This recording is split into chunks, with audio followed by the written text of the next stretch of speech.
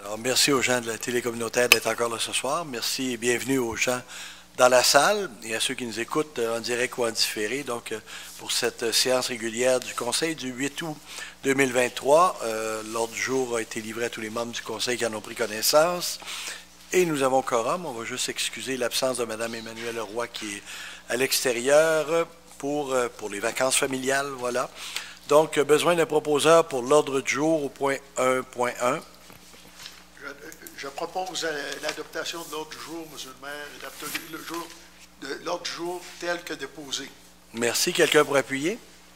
J'appuie, M. le maire, l'ordre du jour. Merci. C'est adopté. 2.1, approbation du procès-verbal de la séance ordinaire du 11 juillet 2023. Besoin d'un proposeur, s'il vous plaît. Oui, les membres du Conseil ont reçu dans les délais fixés par la loi le procès-verbal de la dite séance. Le greffier est dispensé d'en faire la lecture. Je propose donc d'approuver le procès-verbal de la séance ordinaire du 11 juillet 2023 tel que déposé, que le maire et le greffier soient autorisés à signer. Merci. Quelqu'un pour appuyer? J'appuie Mme de Roy, M. le maire. Merci. C'est adopté.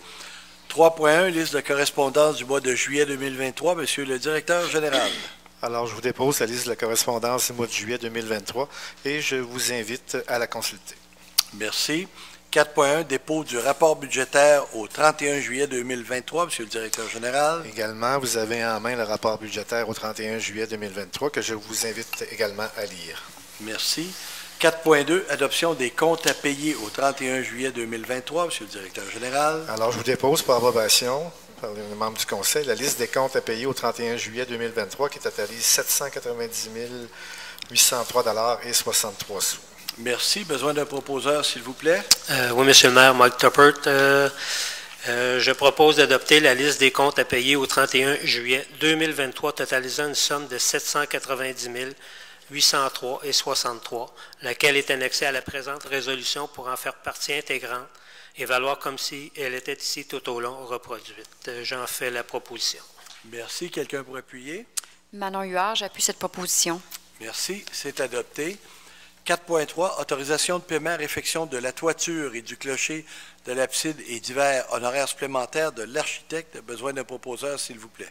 Attendu la facture numéro 3163, reçue en date du 19 juillet 2023 de la firme Atelier 4e niveau pour les honoraires supplémentaires de l'architecte dans le cadre des travaux de réfection de la toiture, du clocher de l'abside et divers de la chapelle Saint-Joseph-du-Lac. Je propose donc d'autoriser le trésorier à procéder au paiement d'un montant de 7 500 $ plus les taxes applicables pour les honoraires supplémentaires de l'architecte dans le cadre des travaux de réfection de la toiture, du clocher et de l'abside et divers de la chapelle Lac Saint-Joseph-du-Lac, excusez-moi. Que cette dépense soit défrayée au même de la subvention à recevoir les MRC de la Jonque-Cartier et le surplus non affecté. J'en fais donc la proposition, M. le maire. Merci. Quelqu'un pour appuyer? Oui, Mike Tuppert appuie cette proposition. Merci. C'est adopté. Alors, juste mentionner qu'on a eu quelques surprises avec les travaux. Donc, c'est des travaux reliés au niveau du clocher, qui ont été des travaux supplémentaires, qui ont demandé un peu plus de travail et de meilleure définition, et un devis très particulier qui a été réalisé par l'architecte. Voilà. 5.1, acceptation des demandes de permis déposés en vertu des règlements relatifs au PIA. Besoin d'un proposeur, s'il vous plaît. Oui, M. le maire. Attendu que les demandes de permis assujettis au règlement relatif au plan d'implantation et d'intégration architecturale, le PIA, ont été analysées lors de la rencontre du Comité consultatif d'urbanisme, le CCU, le 27 juillet 2023.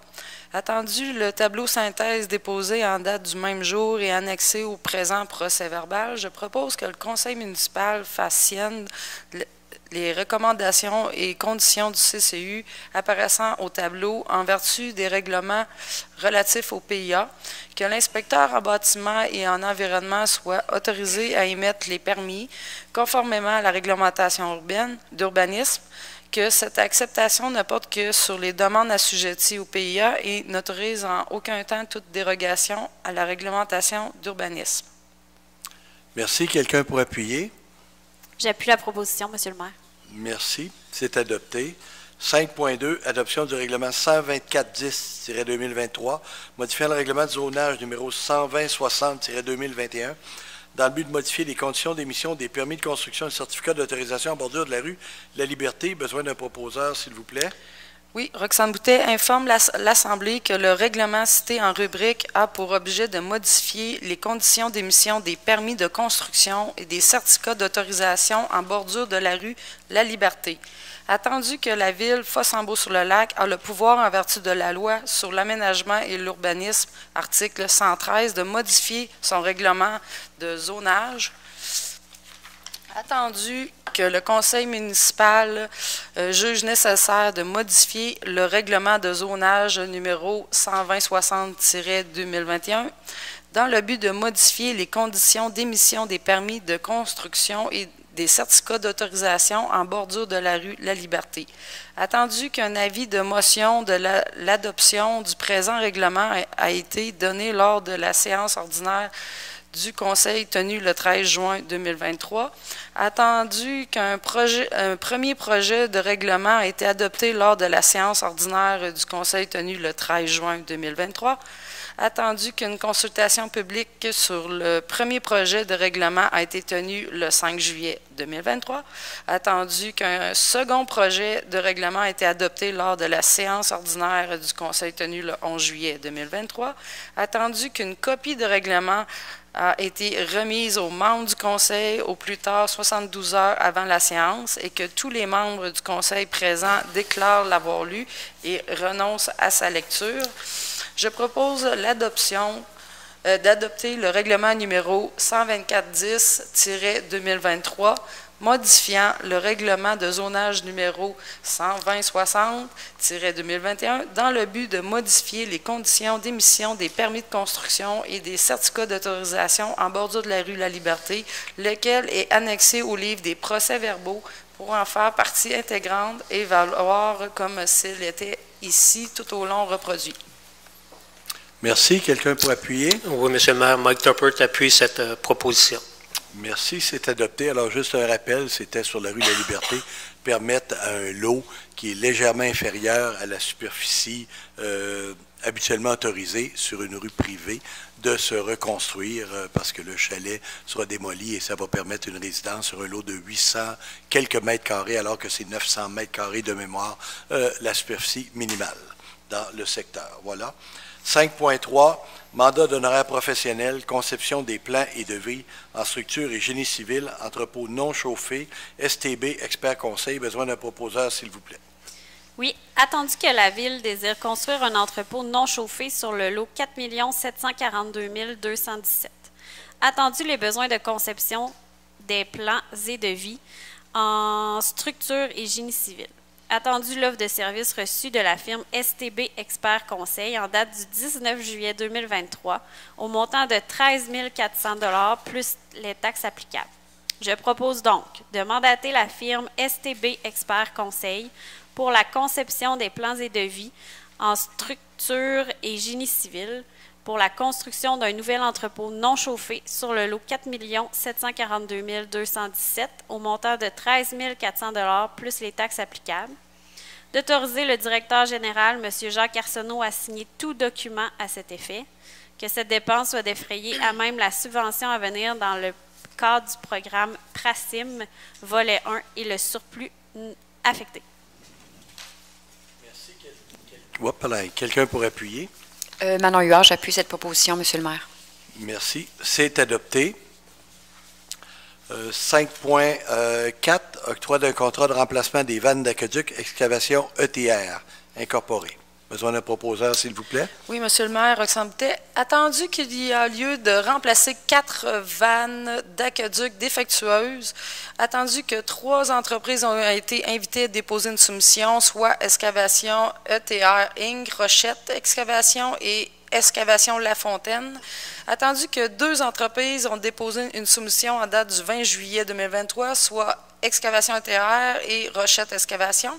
Attendu la plus basse soumission conforme reçue de l'entreprise Excavation ETR Inc., au montant de 89 400 plus les taxes applicables. Attendu qu'après l'analyse de la soumission, le service des travaux publics propose de remplacer 3 vannes cette année pour un montant de 64 100 $ plus les taxes applicables et d'attendre en 2024 pour le remplacement de la 4e vanne pour un montant de 25 300 plus les taxes applicables. Attendu la confirmation de l'entreprise d'excavation ETR Inc. à l'effet de conserver le prix de la soumission 2024 à l'exception du coût de l'asphalte qui pourrait varier. Je propose d'octroyer le contrat pour le remplacement des 4 vannes d'aqueduc à l'entreprise Excavation ETR Inc. au montant de 89 400 plus les taxes applicables, d'autoriser Excavation ETR Inc. à installer 3 vannes en 2023 au montant de 64 100 $ plus les taxes applicables et une autre vanne en 2024 au montant de 25 300 plus les taxes applicables.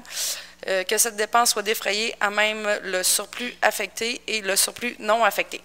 Merci. Quelqu'un pour appuyer? J'appuie la proposition, Monsieur le maire.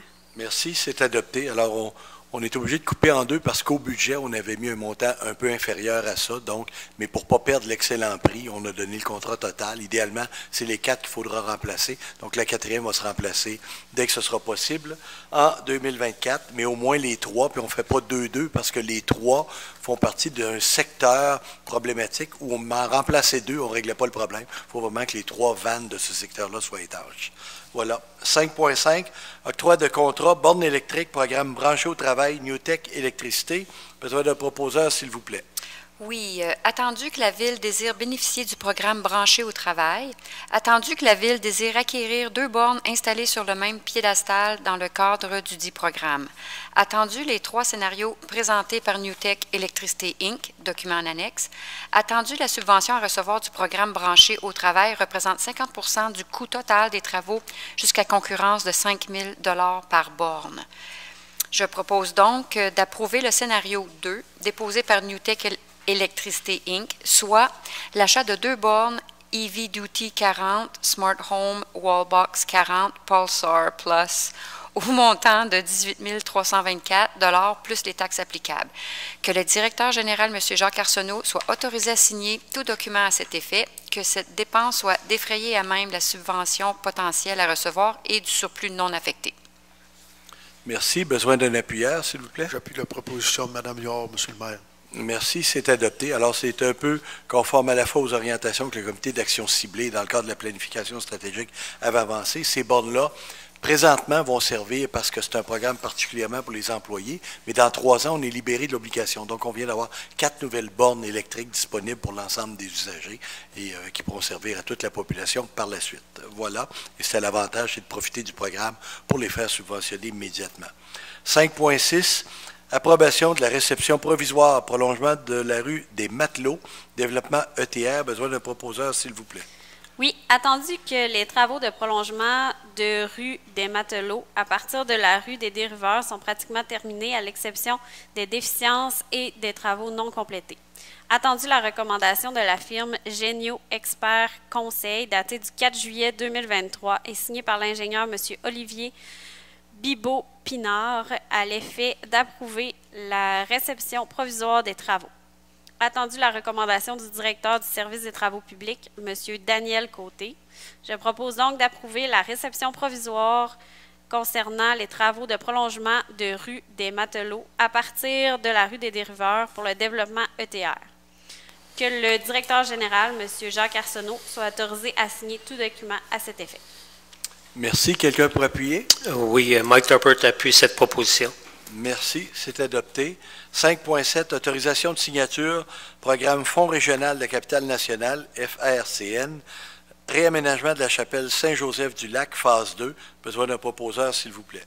Attendu que la Ville désire poursuivre le réaménagement de la chapelle Saint-Joseph-du-Lac, afin d'assurer un meilleur accès à la population. Attendu que la Ville désire dynamiser le site de la chapelle en y organisant des activités culturelles destinées non seulement aux citoyens de Fossambeau-sur-le-Lac, mais également aux villes avoisinantes.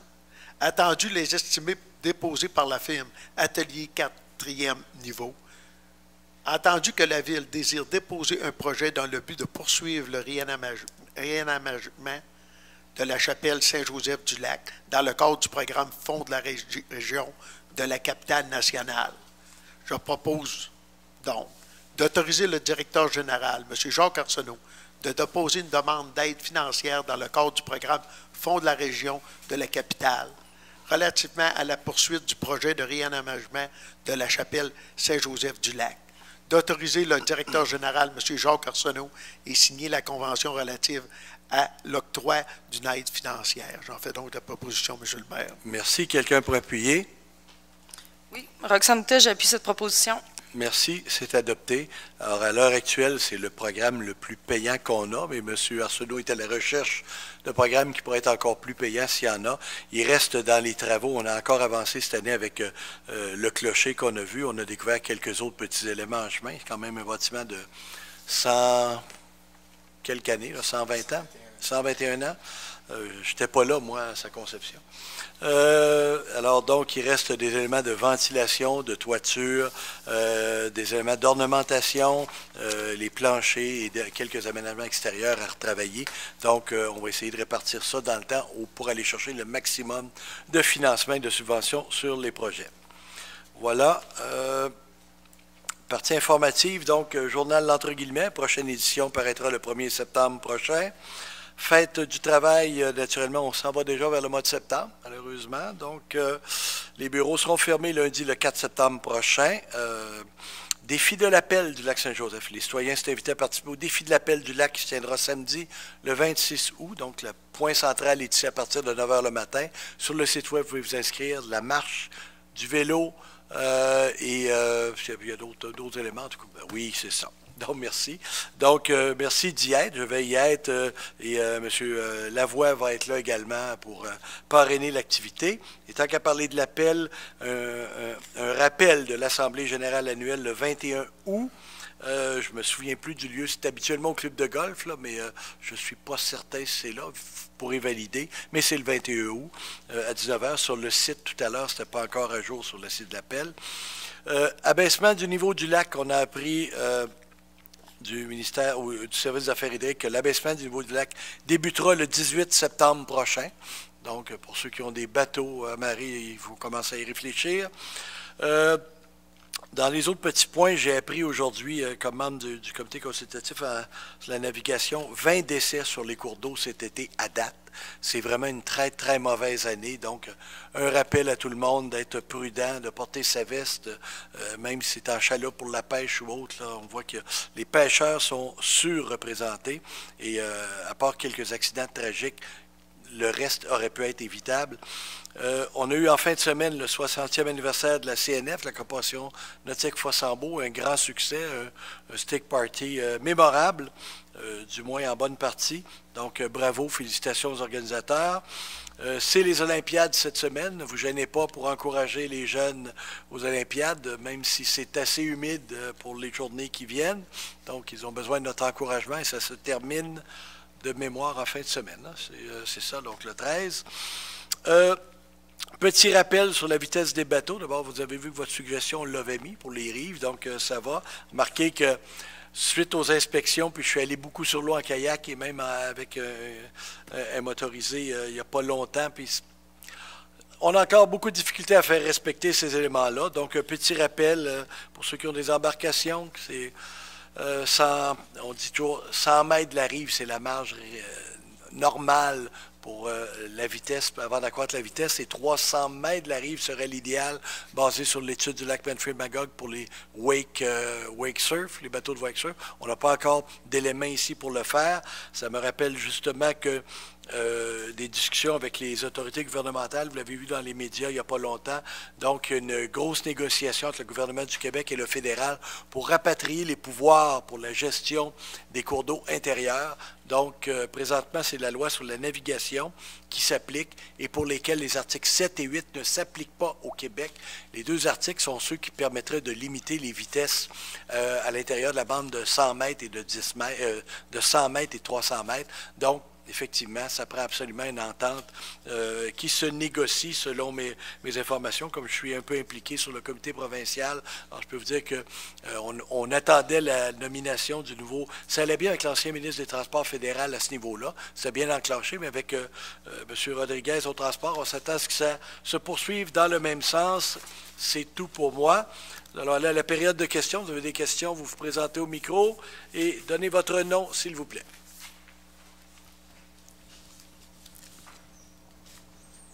Denis Ouellette, 59 de la Rivière. Moi, je viens vous parler au sujet des petites pancartes qu'il y a un peu partout sur la route. Il y en a qui sont très appropriées, il y en a d'autres qui ne le sont pas du tout, comme priorité aux piétons. Vous en avez seulement une qui rencontre tous les règlements, celle qui est près de terrain de jeu, avec des lumières, une grosse pancarte blanche avec une priorité dessus. Les autres, c'est vraiment presque un piège à piétons ou à automobilistes. L'autre soir, je suis passé vers 10 heures, il faisait noir, il pleuvait, comme d'habitude. Il s'en venait un camion face à moi, je savais qu'il y avait une pancarte, je ne l'ai jamais vue. S'il y avait un piéton, je ne l'aurais jamais vu. Ça prendrait au moins... Les règlements demandent qu'on éclaire le transfert qui est là. Puis, du Chêné, on en fait une aux autres aussi, puis cyclable, avec des panneaux solaires, avec des éclairages. Qui est responsable? On sait que le piéton est toujours prioritaire, peu importe où il traverse une route. Ça l'est déjà. Sauf que ces petites pancartes-là qu'on ne voit presque pas, ça induit en erreur certains piétons qui peuvent passer de nuit. On ne les voit pas. C'est tout. On va faire les validations. Là. Il y a un guide manuel de normalisation de l'affichage routier du MTQ. On est assujetti à ce guide-là. Alors, on va faire les vérifications. Par contre, là où je vais mettre un petit bémol, les petites affiches qu'on met priorité piéton, notamment où il y a des intersections, où il y a des endroits où il y a beaucoup de jeunes qui y vont, même si le soir, on ne les voit pas, j'aime autant le jour où ils sont le plus sensibilisés, le plus efficaces, les avoir, quitte à ce qu'elles soient inutiles le soir, mais j'aime autant qu'on ait le pinceau large que d'avoir une vision trop étroite du cas. Sauf une chose. Il y a beaucoup de monde qui vont à la plage qui ne viennent pas ici le jour. Très peu souvent. C'est inconnu pour eux autres. Ils viennent une fois par année là-bas.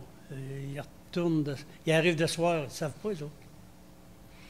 Non, ce que je vous dis, c'est on va vérifier, là, oui, puis on va s'assurer. Non, la seule chose que je mentionne, c'est, comment je pourrais vous dire, j'aime autant un élément de sensibilisation incomplet que pas du tout. Alors, présentement, quand on met nos petites affiches, priorité piéton avec nos petits bonhommes, on sensibilise 12 heures sur 24. Les 12 autres heures, c'est vrai, mais les 12 heures qu'on l'a fait, on l'a fait. C'est dans ce sens-là que j'aime mieux ça que de prêcher dans le désert, mais on va valider toute la légalité du geste autour. J'ai travaillé sur l'installation de signalisation comme superviseur sur les autoroutes. C'est tellement sévère, ça change tellement souvent. Oui. Mais je vous dis... oui, on va valider le manuel, comme je vous dis. Et l'autre élément, là, faut sur des rues locales versus la route régionale, là, la 367 qui traverse la 354, eux ont des normes aussi, des normes supérieures qu'on n'a pas au niveau local. Par contre, dans le cas de Gingras et de la route Fossambeau, c'est une route qui est intermunicipale, là, qui est reliée avec Ville-du-Lac. Donc, effectivement, ça mérite qu'on valide effectivement l'information pour être sûr, puis qu'on se rende. Si on est capable d'avoir des lumineux partout, tant mieux. Là. Remarquez que je n'ai pas d'objection à ce qu'on se mette lumineux partout si on a du budget pour. C'est bon, merci. C'est pas donné, mais...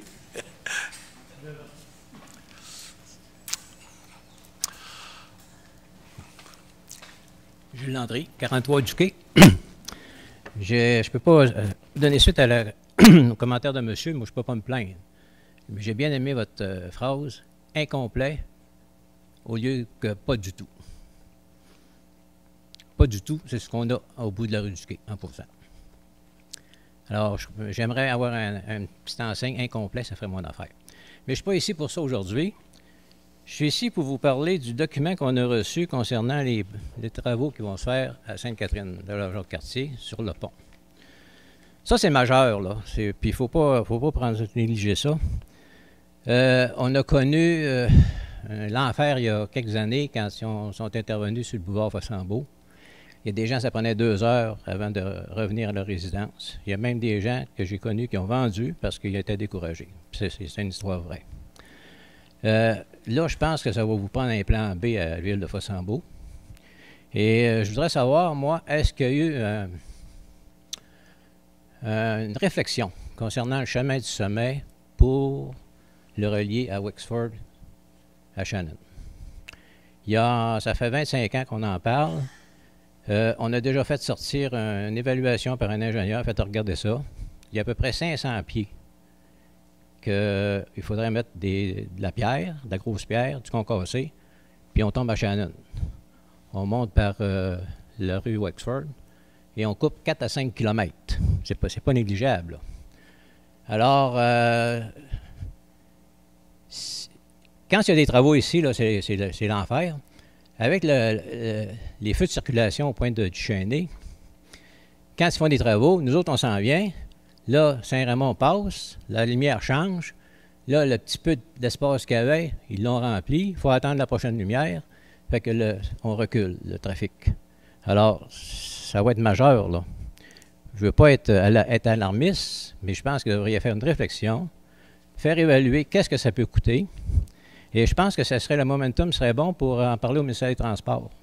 Arriver avec un plan B, parce que je pense que tout le monde va être catholique cet été, l'été prochain, là. Je pense qu'on va savoir c'est quoi les principaux sacrements.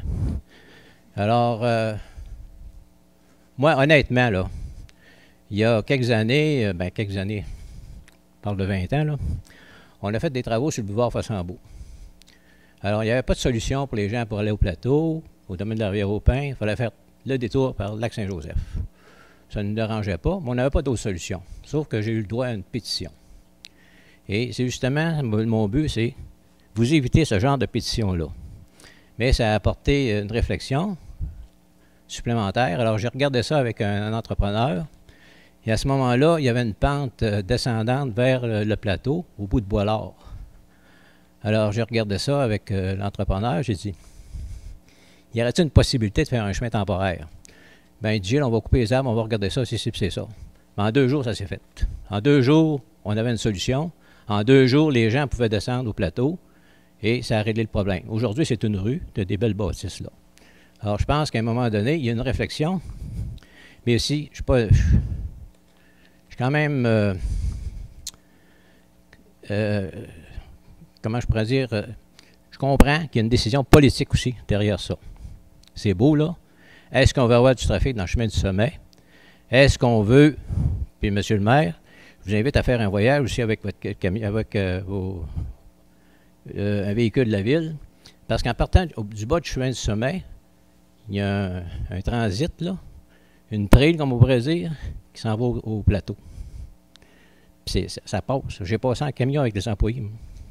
Alors, il y a beaucoup d'espace, là. Il y a beaucoup de possibilités à Fossambeau.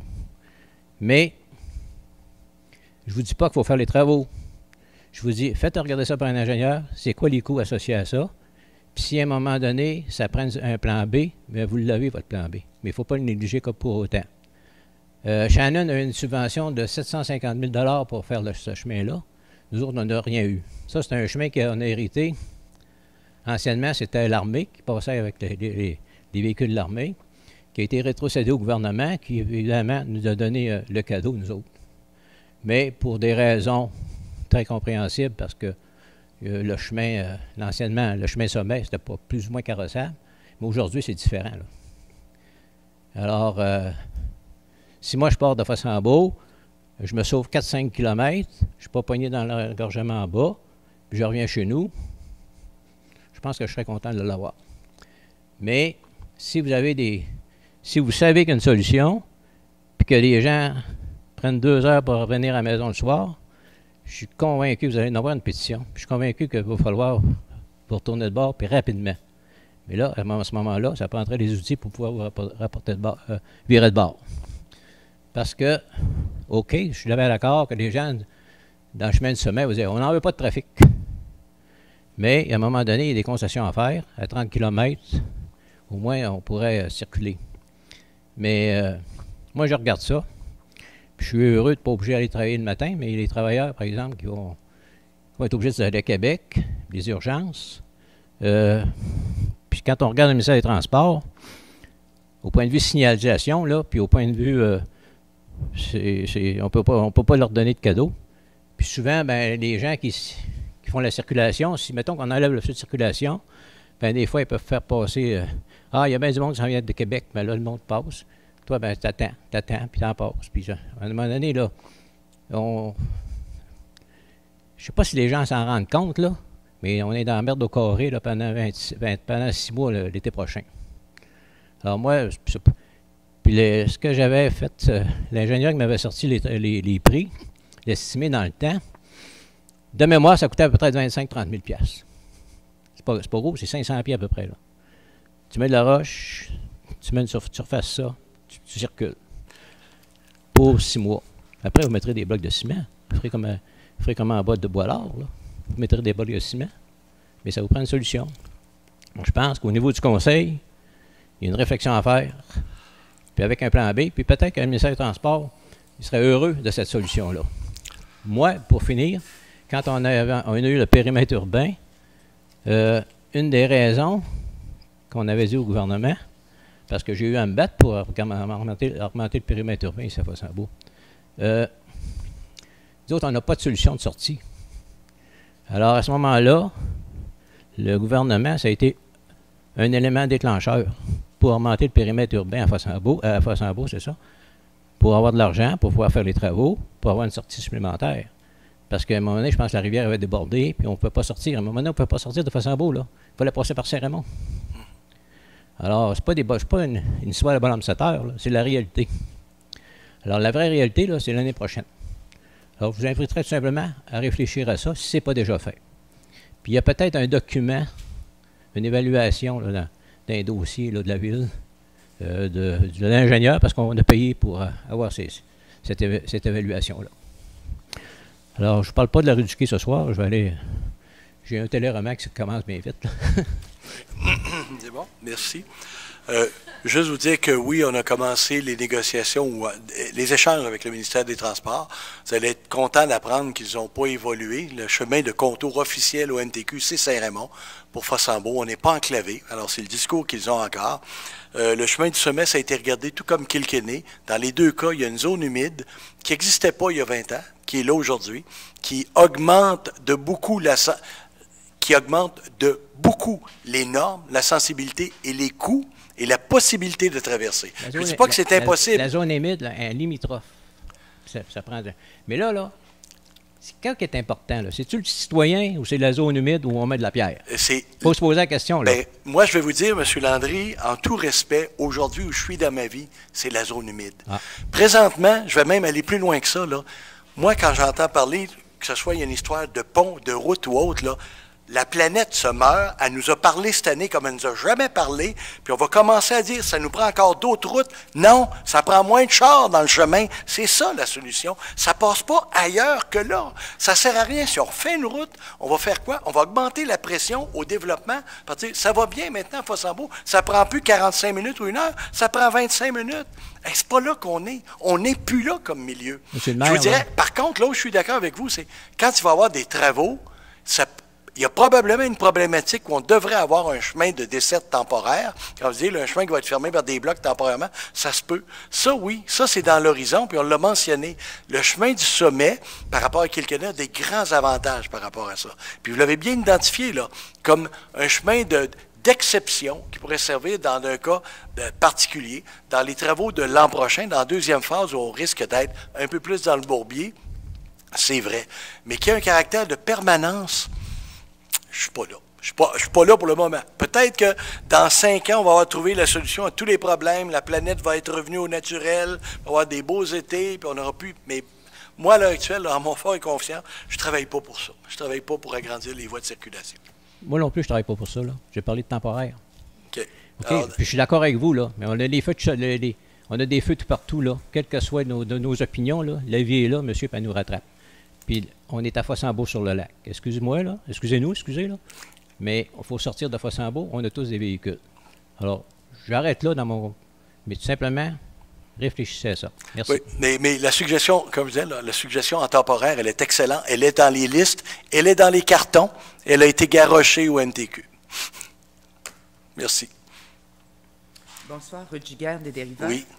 Alors, tout à l'heure, vous avez parlé de sensibilisation avec monsieur qui parlait des traverses piétonnières. Merci.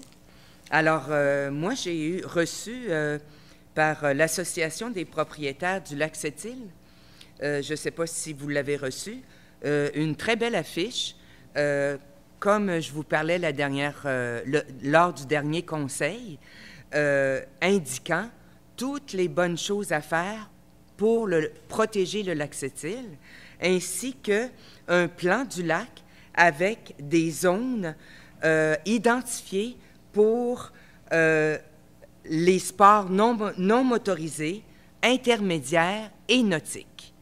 Alors, si vous voulez, je peux vous la transférer. Je la connais. Ça existe, et je sais que ça existe. On s'en va vers ça, mais on va arrêter d'agir à la pièce. Là, on a une rencontre importante avec les gens de Ville-du-Lac dans les prochains mois pour avancer, pour que l'an prochain, on aille encore un petit peu plus loin dans ce qu'on fait. Et quand on va le faire aussi sur des bases solides. Présentement, de dire une recommandation comme on fait, là, voici, on a mis des zones no wake, des zones de wake, des zones pour tel élément. C'est pas respecté et on n'a aucun moyen de le faire respecter. C'est comme une recommandation sympathique. Ne dépassez pas 100 km/h. Bravo, mais c'est pas ça. Même le lac Sept-Îles, même s'ils ont mis ces choses-là de l'avant, il n'y a rien qui en amène le respect et l'intégrité. Alors nous, on veut aller un peu plus loin. Quand on va le faire, on veut l'asseoir sur du solide et être capable d'avoir des façons de contrôler ce qu'on va faire. Bien, moi, c'est dans mes interventions que je fais, c'est pas pour contrôler, c'est pour informer. Et on parle là de prévention. Quand on fait de l'information, on prévient les gens que les meilleures méthodes à utiliser sont A, B, C et D. Ah, ça, tout à fait. C'est pour ça que je dis, vous avez raison, là. Même que vous dites qu'on a une réunion et puis on va, l'année prochaine, on va faire telle et telle affaire, mais on va se baser sur des choses solides pour pouvoir intervenir s'il n'y a pas de respect. Moi, je ne suis pas là. Moi, je suis dans avant. Mais non, on est exactement à la même place, là. Je vous dis que nous, on va faire... Ce que je veux, c'est qu'on ne fasse pas quelque chose à la pièce. On va faire quelque chose qui s'inscrit dans quelque chose de plus grand. C'est-à-dire que ce qu'on va bâtir, quand on va établir une zone, on va la bâtir sur du solide qui va faire qu'éventuellement, on n'attendra pas d'avoir la réglementation et les pouvoirs, mais qu'éventuellement, on n'ait pas à le modifier pour se conformer. L'idée, c'est qu'on va déjà habituer les gens au bon endroit avec la bonne chose. Ça, je suis d'accord avec vous. Là, on ne perdra pas d'opportunité de les communiquer. On va le faire de la bonne façon et on va le faire les trois villes ensemble. Moi, je ne le ferai pas tout seul de mon côté, que Ville-du-Lac a des normes, des attentes puis des éléments différents, puis que Sainte-Catherine et les gens du Chêné de la CEPAC ne s'en mêlent pas non plus en disant, non, on va s'asseoir les trois et on va avoir la même vision et les mêmes concepts qui vont appuyer notre démarche. Puis là, on va pouvoir informer tout le monde, voici, cette zone-là, elle est réservée pour ça, cette zone-là est réservée pour ça, et cette activité-là doit se faire à tel endroit. Aussi, j'avais deux autres interrogations. Quand vous énoncez, vous faites le conseil se fait et que chacun apporte ses points, 2, 1, etc., est-ce que l'Assemblée peut dire « moi, je ne suis pas d'accord avec ça ».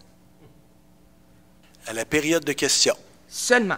Oui. Jamais qu'on peut intervenir parce que, tu sais, vous dites, approbation, est-ce que tout le monde est d'accord? Oui, tout le monde est d'accord, mais si nous, dans l'Assemblée, on n'est pas d'accord.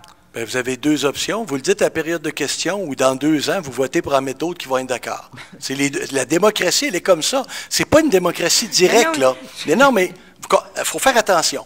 Nous, on est régi par des lois. Oui. Quand on fait une proposition et une résolution, on est attaché à un Oui. cadre de fonctionnement. Oui. Il y a des éléments où on prend une décision ici parce qu'on a fait nos consultations bien en amont. Oui, oui, ça, il n'y a je sais. aucune décision qui est là. Il y a pas, sans être vulgaire, là, on n'a pas lu ça dans nos urines ce matin. Là.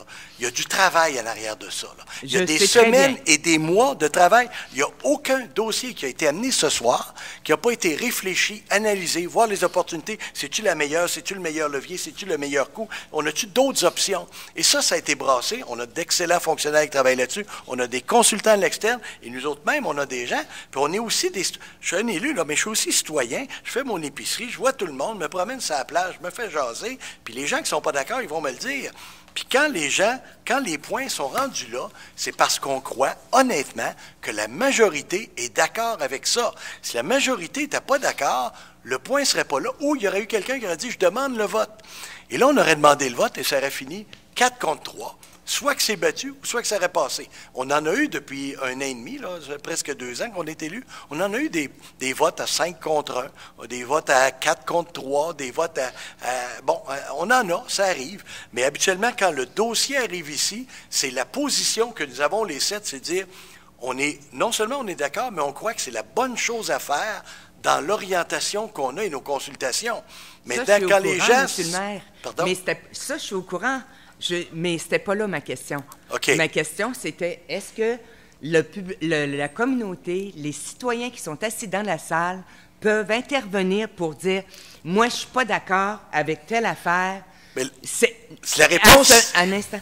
À ce moment-là. Mais Non. là, vous m'expliquez que ce n'est pas le cas et c'est lors de la période de questions qu'on peut, à ce moment-là, manifester notre désaccord avec l'argumentation nécessaire. Sauf quand c'est une assemblée de consultation sur une modification réglementaire pour laquelle le point est inscrit à l'autre jour de la séance. Et là, on demande en terminant, est-ce qu'il y a des gens dans la salle qui ont des commentaires sur ce règlement-là? Et là, puis je pense que vous l'avez déjà fait dans le cadre d'un règlement, puis effectivement, là, c'est le temps. Parce que là, on n'est pas dans... Le règlement est adopté immédiatement. On est dans la consultation pré-réglementaire. Il y a encore une occasion de bonifier le règlement. Là, les gens disent « Ouais, je suis d'accord, je voudrais pas... je suis d'accord, mais 2 étages, pas 3, ou bon, peu importe. » Alors, c'est le temps. Puis ça, c'est correct. Mais dans les autres cas, je veux dire, ça reviendrait à dire, bien, écoutez, on peut bien se réunir autant comme autant, là. À chacune des décisions vont venir, puis s'il y a 8 personnes dans la salle, puis à un moment donné, il y en aura 30, bien, les 30 auront pris le pouvoir. Mais nous, là, on est allés devant l'électorat, puis on représente les 2200 citoyens, même s'ils n'ont pas tous voté pour nous, ou pas du tout, on les représente. Donc, on n'a pas le choix démocratiquement d'essayer de représenter la majorité selon ce qu'on croit. Merci beaucoup. Merci. Dernier point. Bien sûr, vous allez deviner lequel. Alors, 5.6. Est-ce que vous pouvez me renseigner plus précisément sur le prolongement de la rue des Matelots? Approbation de la réception provisoire. Ah oui, présentement, la construction a été faite de la rue. Oui.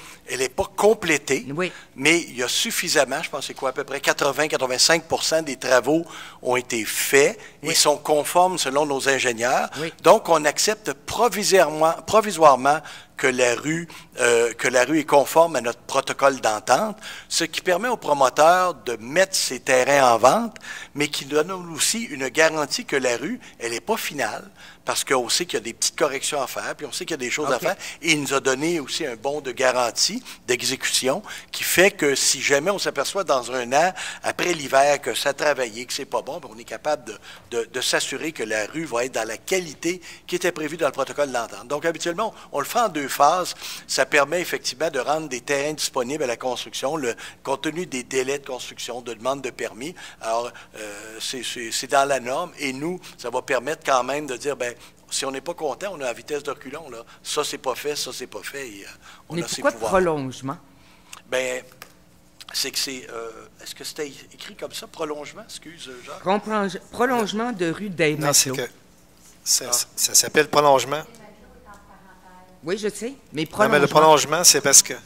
Excusez, c'est en vertu des services. Donc, en réalité, c'est pas la rue des Matelots est une nouvelle rue, mais on fait un prolongement de service. On prolonge les services d'aqueduc et d'égout. C'est dans ce sens-là que c'est fait. Oui.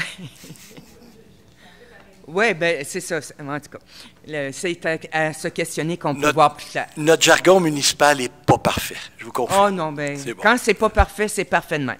Merci. Merci beaucoup. Merci. D'autres questions?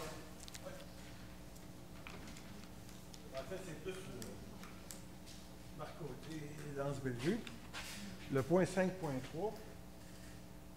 là, ça dit conception de plan de vie pour un entrepôt non chauffé.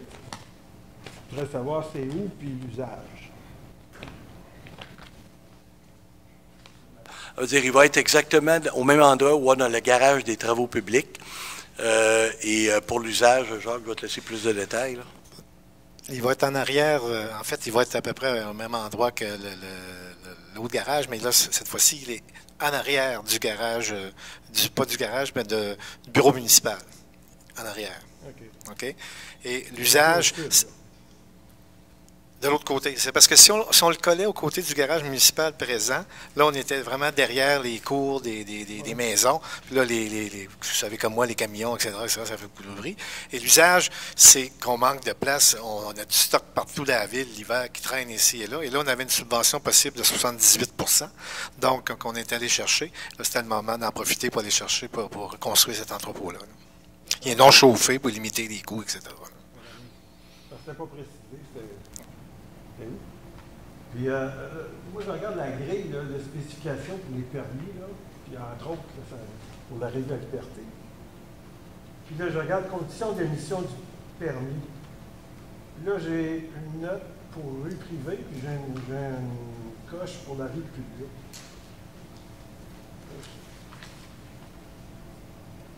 Là, c'est l'annexe.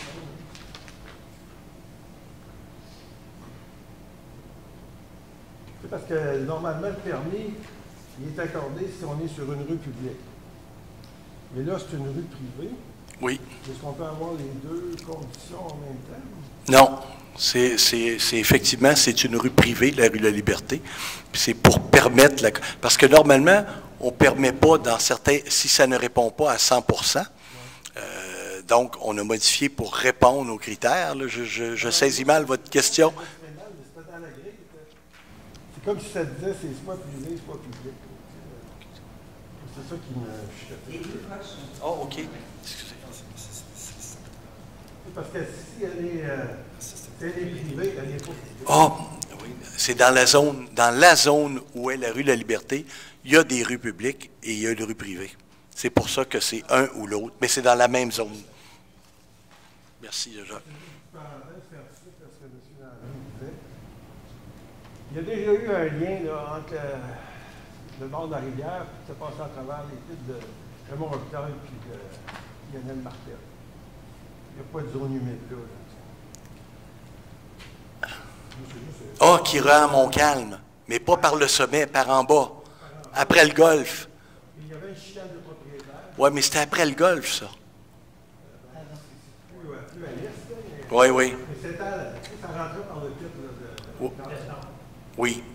Oui. Il avait investi le chemin. Oui, je me souviens. Avec Lionel Martel. Oui, pas dans le pit de sable, vous avez raison. Oh, c'est peut-être une option plus intéressante encore. Là, il y a l'autre génération. Ah, je note aussi celle-là, je trouve ça intéressant. D'autres questions?